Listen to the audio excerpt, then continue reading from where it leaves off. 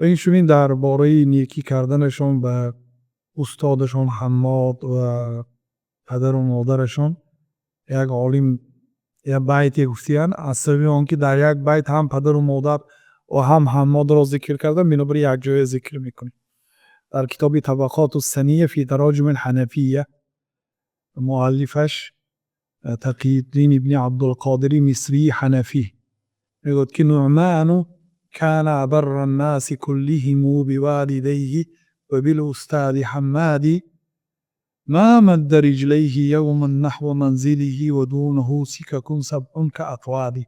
نعمان بن ثابت یعنی ابو حنیفه كان أبر الناس كله، از تمام مردم دنیا نیکوکارترین مردم با پدر و مادرش بود.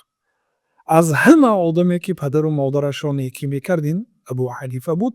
و این چنین و بالاستاذ حمادی این چنین با استادش حماد نیکی میکرد. ما مد رجلیه یوما نحو منزله، یگان مراتبه دو قدمهایش را پاهایش را به سوی منزلی حماد پای دراز نکرده است، به طرفی خانه استادش پای دراز نکرده است. و دونه سککون سبعون، حالان که 7 کوچه بود بین خانه ما ابو حنیفه و بین استادش حماد 7 کوچه بود، یه مراتبه هم پای دراز نکرده است.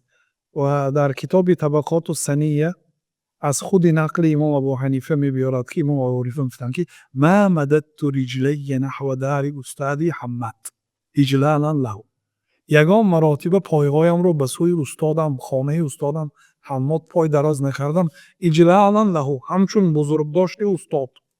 و کان بین داره و داره سبع سکک، بین خانه ابو حنیفه و بین خانه حماد 7 کوچه ها بود.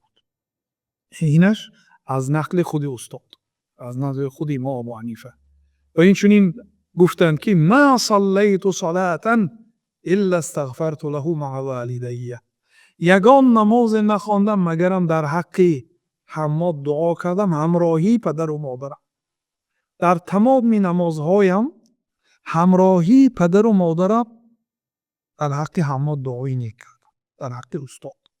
ببینید امروز ابو حنیفه از استادشان دیده مشهورتر است. شاید اکثری شنونده های روز تماشابینا استاد ابو حنیفه رو نمیشناخته، ولی علما و اهل علم طالب علم میدانند، اما عامه مردم شاید ندانند. حماد ابن ابی سلیمان را شهرت ندارد، لیکن ببینید یه شاگرد برآورد که شاگردش علمی او را پهن کرد به دنیا، بنابراین بزرگ میشماریدند. واقعا 18 سال علم گرفتن سبب بزرگیشان همین شخصیت شد. در هر نمازم دعا میکردم